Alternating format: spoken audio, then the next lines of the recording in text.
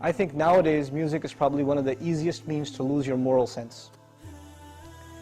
Music is audio pornography today. That's what it is. It's explicit, it's shameless, it's vulgar, it takes your sense of humanity away from you, it makes you look at women as objects, worse than objects, worse than animals. Just ask, and these people are talking about women like they're talking about, an animal, really. It objectifies women, and especially I've noticed a lot of the brothers that I know of, Muslims, that are really into the hip-hop scene, and they're kind of doing the hifz of the song, right? They're memorizing the song, and they're really good at reciting it with perfect tajweed too, right? And so they do that, and it's just horrible language, horrible, horrific language. The only simple response I have to that, if you have any regard for the Book of Allah, that you really think it's from Allah, بِئْسَ الْإِسْمُ الْفُسُوقُ بَعْدَ الْإِيمَانِ.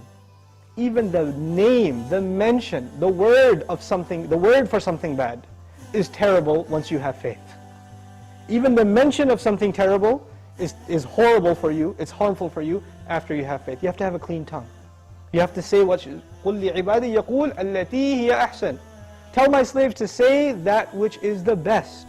Say what is the best. Say good things from your mouth.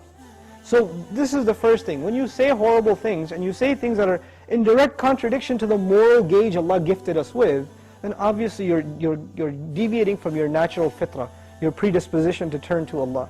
And when you constantly listen to garbage like that, then you get deviated. And you don't find pleasure except in disobedience to Allah, and that's a sign of a sick heart. So one has to distance themselves from this. This is the first step. And I'll tell you, this is my personal measure, this is not a fatwa, it's my personal analysis, you don't have to take it. But if a person finds listening to the Qur'an annoying, after they've been listening to hip-hop and this and that for a long time, and as soon as somebody puts the Qur'an on in the car, you know what to say? Oh man, turn that off, man, I don't want to, I just want to talk. And they immediately, they get a little annoyed when they hear the Qur'an. That actually means the shayateen have taken over. And they're constantly making waswas out of this person. Because what do the shayateen hate the most? They hate the Qur'an. They hate the word of Allah. They flee, it hurts them. So you know what they do? Because this person has let the shayateen, the devils, into his heart, they start pinching at his heart when he hears Qur'an, and he says, I don't want to hear this. Right? It's like surgery, it's like pulling a tooth for this person. This happens. When you try to give this person a reminder from Allah's word, they get annoyed by it, like agitated, like an allergic reaction. Why? Because they've let the shayateen in. To let them out, the first thing you got to do is stop supplying them with fuel. This is fuel.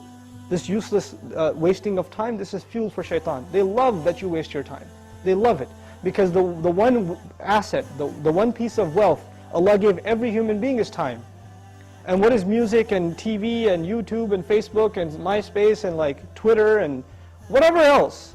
If you're spending hours and hours and hours on this stuff, what is it except destroying your time? It's taking that one asset away from you. Shaitan would love nothing more. May Allah subhanahu wa ta'ala give you the strength to get away from these temptations.